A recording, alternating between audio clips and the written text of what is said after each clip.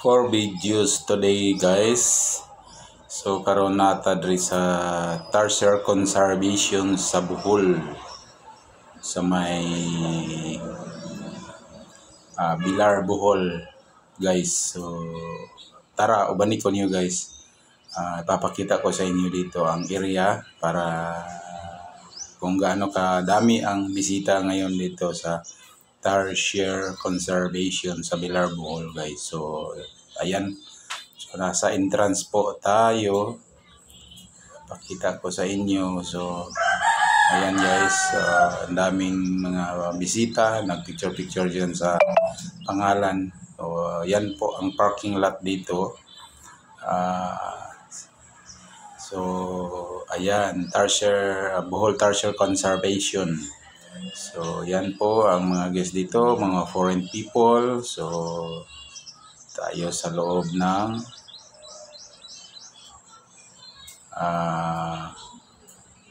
ayan. So ayan guys. Di ba?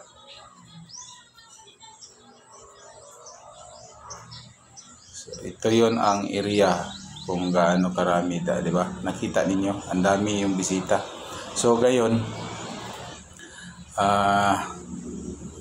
pakita ko sa inyo yung souvenir shop dito para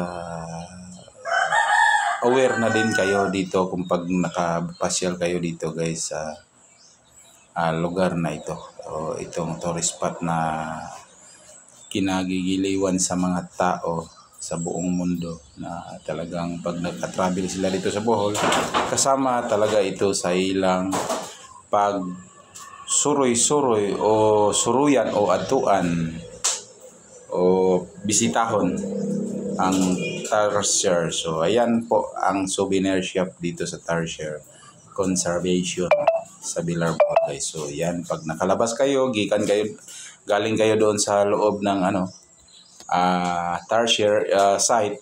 So diyan kayo lalabas, tapos namimili kayo sa inyong mga gusto guys. So ayan, nasa labas na tayo.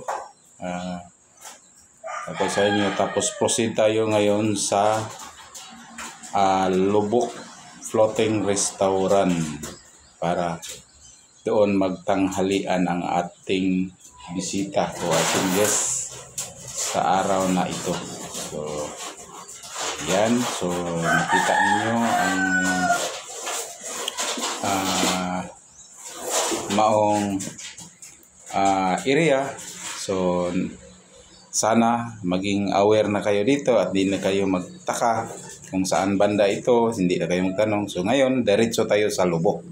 Ayan. So yan, kita ninyo ang floating restaurant dito sa Lubok, Bohol. So yan po, napakagandang bangka. Ayan, kita din nyo yung ano nila dito, yung mga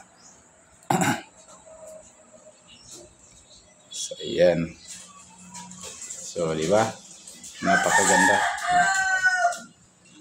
So nandito na po tayo sa Mirror of the World. Nag-proceed tayo dito kasi yun ang gusto sa guest na puntahan. Pero hindi na tayo pumasok dyan sa loob guys.